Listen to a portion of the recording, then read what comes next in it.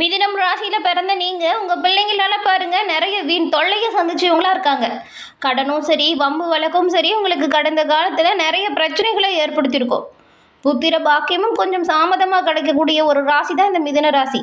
உங்களோட அவசர முடிவால் உற்றார் உறவினர் அப்படின்னு பெத்த பிள்ளைங்க மட்டும் இல்லாமல் இந்த கோபத்தால் இவங்களோட ஆதரவெல்லாம் இழந்து தவிக்கக்கூடியவங்க மிதுன ராசிக்காரங்க. உங்களோட பேச்சில் நீங்கள் நிதானத்தை எப்பவுமே தக்க வச்சுக்கணுங்க. இந்த மிதுன ராசிக்காரங்க எந்த ஒரு விஷயத்துலையுமே நீதி நேர்மையோடு செயல்படக்கூடியவங்க தான். ஆனால் இந்த கோபத்தால் பல பின்னடைவை சந்திக்கிற ஒரு சூழல் உருவாகுது. உங்களுக்கு இப்போ பாருங்கள், இந்த கிரகணத்தின் போது என்ன மாதிரியான சூழல் உருவாகுது, கிரகணத்துக்கு அப்புறம் உங்களோட வாழ்க்கையில் ஏற்படக்கூடிய மாற்றங்கள் என்ன, இது பற்றின ஒரு முழுமையான தகவலையும் தான் உங்களுக்காக இந்த பதிவில் நாங்கள் இப்போ சொல்லியிருக்கோம். இந்த பதிவு நிச்சயமாக நீங்கள் பயன்பெறக்கூடிய வகையில் இருக்கும். அதனால் ஸ்கிப் பண்ணாமல் முழுமையாக பாருங்கள். நீங்கள் இப்போ தான் ஃபஸ்ட் டைம் நம்ம சேனலில் பார்க்குறவங்களா இருந்தால் மறக்காமல் சப்ஸ்கிரைபும் பண்ணிக்கோங்க. பஞ்சாங்கத்தின் படி பார்த்தா சூதகாலம் அப்படிங்கிறது கிரகணத்துக்கு 9 மணி நேரத்துக்கு முன்னாடி தொடங்குது. இதை சூதக் அப்படின்னு சொல்கிறோம், அதாவது தோஷ காலம் இதை குறிக்குது. இந்த காலத்தில் பூமியில் பாருங்கள் வளிமண்டலம் மாசுபடுவதாக நம்பப்படுது. இது போன்ற மாசுபாடு ஏற்படும் பொழுது பக்க விளைவுகள் வரும் இல்லையா, அதை தவிர்க்க சில முன்னெச்சரிக்கை நடவடிக்கைகளை எடுக்கணும். இது ஜோதிட ரீதியான ஒரு விஷயம். அந்த நேரத்தில் எந்த ஒரு சுப காரியமும் செய்யக்கூடாது. ஏன் கோவிலில் கூட பாருங்க கதவுகளை இந்த சூத காலத்துக்கு பிறகு மூடுறாங்க. தனிநபர் அவங்களோட வாழ்க்கையில் இந்த கிரகணத்தால் பாதிப்பிலிருந்து விலக்கு பெற என்ன செய்யணும், என்ன செஞ்சால் நன்மைகளை நீங்கள் பெற முடியும், இந்த கிரகண தோஷத்தால் நீங்கள் பாதிக்கக்கூடாது அப்படின்னா என்ன செய்யணும் அப்படிங்கிற ஒரு முக்கியமான விஷயத்தையுமே இந்த பதிவில் சொல்லியிருக்கோம். ஸோ ஸ்கிப் பண்ணாமல் முழுமையாக பாருங்கள். இப்போ சூரிய கிரகணம் நடக்கக்கூடிய இந்த நேரத்தில் உங்கள் ஜாதகத்தில் சூரியன் இருக்கக்கூடிய அமைப்பை வச்சு சில மாற்றங்களை தான் நீங்கள் உருவாக்க முடியும். நல்ல மாற்றம் இருக்குன்னா சந்தோஷம், தீய மாற்றங்கள் இருக்குது அப்படின்னா அதுலேருந்து விலக்கு பெறணும் இல்லையா. இதை உங்கள் ஜாதக கணிப்பால் தெரிஞ்சுக்க முடியும். டிஸ்கிரிப்ஷனில் பாருங்கள் ஜோதிடரோட நம்பர் கொடுத்துருக்கோம். அந்த நம்பருக்கு ஃபோன் பண்ணாலே போதுங்க. எளிய முறையில் உங்கள் ஜாதக கணிப்பை நீங்கள் தெரிஞ்சுக்கலாம். எல்லா வகையிலுமே சிறப்பான உயர்வையும் கிரக தோஷத்தால் ஏற்படக்கூடிய பாதிப்பில் இருந்தும் நீங்கள் எளிய முறையில் விலக்கு பெற முடியும். இந்த ஒரு வாய்ப்பை தவற விடாமல் பயன்படுத்திக்கோங்க. மிதுன ராசி, இதில் மிருக சீரிடம்ல 3, 4ஆம் பாதம், திருவாதிரை, புனர்பூசம் இந்த 3 நட்சத்திரங்களும் இருக்குது. மிதுன ராசிக்கு அதிபதினு பார்த்தா வித்தை, கல்வி, கேள்வி, அது மட்டும் இல்லாமல் கலை, விவேகம், இதுக்கெல்லாமே காரகனாக இருக்கக்கூடிய ஒரு கிரகமும் ராஜகுணம் கொண்ட கிரகமுமாக இருக்கக்கூடிய புதன் தான் மிதுன ராசிக்கு அதிபதியாக இருக்கிறாரு. கால புருஷ அங்க அமைப்பில் பார்த்தா இந்த மிதுன ராசி தோல் பாகத்தை குறிக்குது.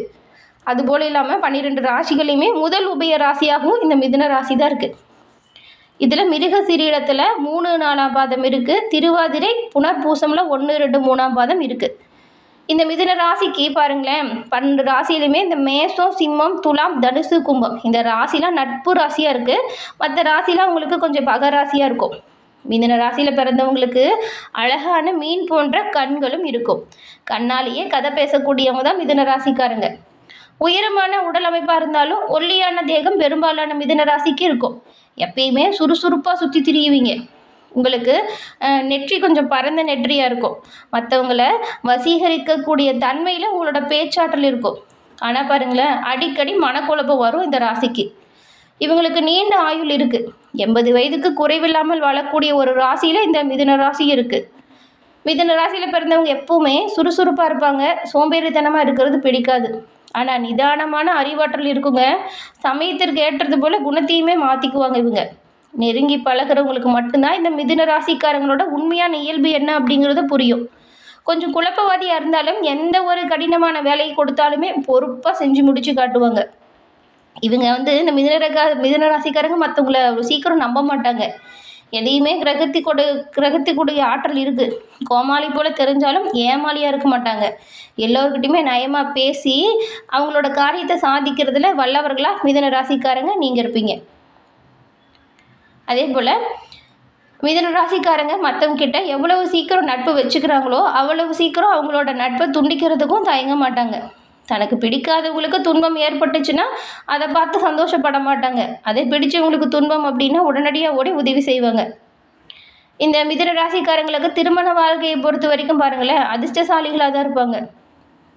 ஏன்னா வாய்க்கிற வாழ்க்கை துணையால் எல்லா வகையிலுமே நன்மை பிறக்கும்.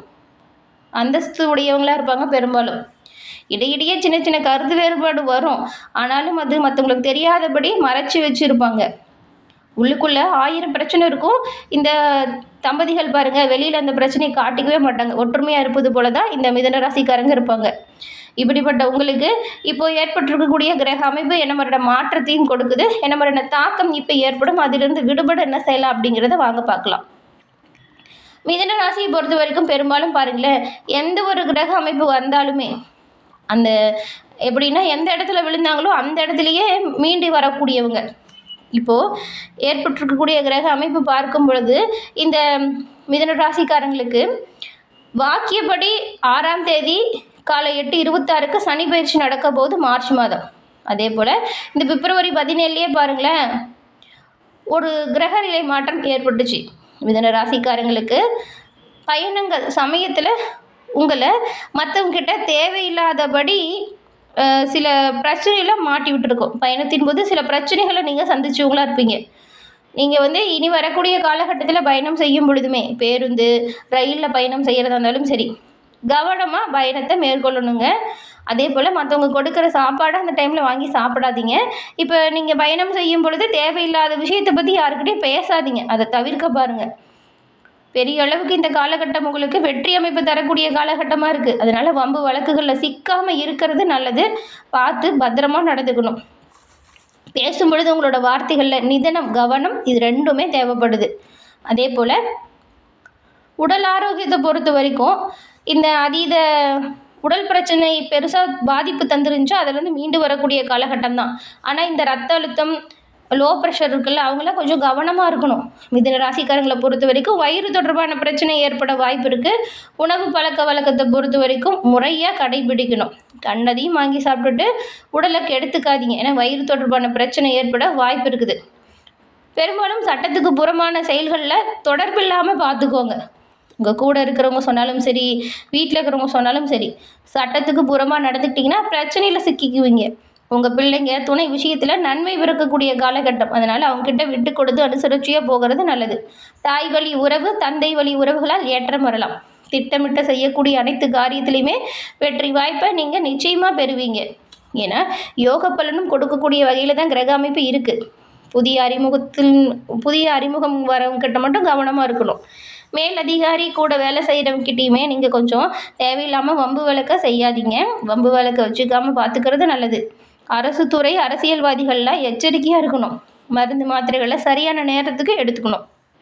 அதே போல் கூட இருக்கிறவங்கள நம்பி நீங்கள் உங்களோட பர்சனல் விஷயத்தையும் சீக்ரெட்டையும் சொல்லக்கூடாதுங்க. நீங்கள் இருக்கும் பொழுது உங்களுக்கு ஆறுதலாக பேசிட்டு இல்லாத பொழுது அதையே கேலி கிண்டல் செய்யும்படி பேசுவாங்க. அதனால் பெரும்பாலும் ரகசியத்தை உங்களுக்குள்ளேயே வச்சுக்கோங்க. உத்தியோகத்தில் இருக்கிறவங்களாம் மேலதிகாரிகள் விஷயத்தில் ரொம்பவுமே கவனமாக இருக்கணும். தொழில், வியாபாரம், உத்தியோகம், படிப்பு ரீதியாக சில பிரச்சனைகள் வரலாங்க. தேவையில்லாத விஷயங்களை செய்கிறத தவிர்த்துடுங்க. தொழில் ரீதியாக அதீத கவனமாக இருக்கணும். பெரும்பாலும் உங்கள் பேச்சால் வம்பை விலைக்கு கொடுத்து வாங்காமல் இருக்கிறது நல்லது. வார்த்தைகளில் கவனம், நிதானம் தேவை. எந்த ஒரு விஷயத்தை தொடங்குறதா இருந்தாலும் உங்கள் இஷ்ட தெய்வ வழிபாடை செஞ்சுட்டு செய்யுங்க, நன்மைகளை பெறுவீங்க. இந்த பதிவை பார்த்துட்டு இருக்க நீங்கள் உங்கள் இஷ்ட தெய்வம் என்ன தெய்வம் அப்படிங்கிறதும் சேனல் கமெண்ட் பாக்ஸில் சொல்லுங்கள். உங்கள் இஷ்ட தெய்வத்திடம் நாங்களுமே பிரார்த்தனை செஞ்சுக்கிறோம். எல்லா வகையிலுமே நன்மை உங்களுக்கு வந்து சேர. எல்லா விஷயங்களுமே ஏற்றம் காணக்கூடிய அமைப்பு இருக்குங்க. அதனால் பெருசாக பயந்துக்க தேவையில்லை. கவனமாக இருக்கணும், முன்னெச்சரிக்கையாக இருக்கணும். எந்த ஒரு விஷயமா இருந்தாலும் இப்போ பெருசாக ஒரு தொழில் விரிவாக்கம் செய்கிறது, வியாபாரத்தை பற்றின ஏதாவது ஒரு புது தோணல் வந்துச்சுன்னா குடும்பத்தில் இருக்கிறவங்ககிட்ட அதை சொல்லி அதற்கான விளக்கத்தை பெற்றுக்கிறது நல்லது. குடும்பத்தோட அன்பும் ஆதரவும் பல வகையிலுமே முன்னேற்றம் தரக்கூடிய வகையில் உங்களுக்கு இந்த மாதம் அமைய போகுது. அவங்களோட ஆதரவால் நிறைய ஒரு முன்னேற்றம் தான் இருக்குது. அதனால் கலந்து ஆலோசனை செஞ்சு எந்த ஒரு முடிவையும் எடுங்க. தொழில் ரீதியாக உங்களுக்கு முன்னோர்கள் பாருங்களேன் என்ன மாதிரியான வாய்ப்புகளை உருவாகுனா நன்மையை ஏற்படுத்த முடியும் அப்படின்னு அவங்ககிட்ட நீங்கள் கலந்து ஆலோசனை செஞ்சால் நன்மைகளை பெரும்பாலும் பெறலாம். இந்த அதீத ரத்த அழுத்தம், குறைஞ்ச ரத்த அழுத்தம், ஹீமோக்ளோபின், ஹார்மோன் இம்பேலன்ஸ் போன்ற பிரச்சனை இருக்குது இல்லையா, அவங்களாம் இன்னுமே கொஞ்சம் கவனமாக இருக்கணும். மிதுன ராசிக்காரங்களுக்கு திடீர்னு வயிறு தொடர்பான பிரச்சனை ஏற்பட வாய்ப்பு இருக்குது. வாகனத்தில் செல்லும் பொழுதும் மிகுந்த கவனத்தோடு பயணம் செய்யணும். ஏன்னா உரிய விதிமுறைகளை கடைபிடிக்கிறது நல்லது. வண்டி வாகனத்தை வேகமாக ஓட்டுறதையுமே நீங்கள் கொஞ்சம் தவிர்க்கிறது நல்லது. நிறைய விஷயங்கள் நன்மை தரும் செயல்களை ஏற்படுத்துது. நீங்கள் செய்யும் காரியங்களில் தடை ஏற்படவும் வாய்ப்பு இருக்குது. அதனால் பெரும்பாலும் நீங்கள் இந்த காரிய சித்தி மாலை விநாயகர் வழிபாடு செய்கிறது நன்மையை ஏற்படுத்தி தரும். உங்கள் வீட்டுக்காரிகளே எந்த ஒரு விநாயகர் ஆலயம் இருந்தாலும் சரிங்க, புதுசாக ஒரு விஷயம் ஆரம்பிக்கிறீங்க அப்படின்னு வச்சுக்கோங்களேன், நீங்கள் விநாயகர் வழிபாடு செய்கிறது நல்லது. ஏன் தினம்தோறுமே உங்கள் வீட்டு பூஜை அறையில் தீபம் ஏற்றி கூட விநாயகர் பெருமான மனமாற வழிபாடு செஞ்சுட்டு அன்றைய தினத்தை தொடங்குங்களேன். நன்மையும் நல்ல ஒரு உயர்வையும் நீங்கள் நிச்சயமாக பெறுவீங்க. பெற்றோர் பெரியோர் இவங்களோட உடல் ஆரோக்கியத்தில் கவனம் செலுத்துங்க. மற்றபடி நவகிரகத்தில் இருக்கும் குரு பகவானை வியாழக்கிழமையில் வழிபாடுங்க. ஏற்றத்தை நீங்கள் எல்லா வகையிலுமே பெறுவீங்க.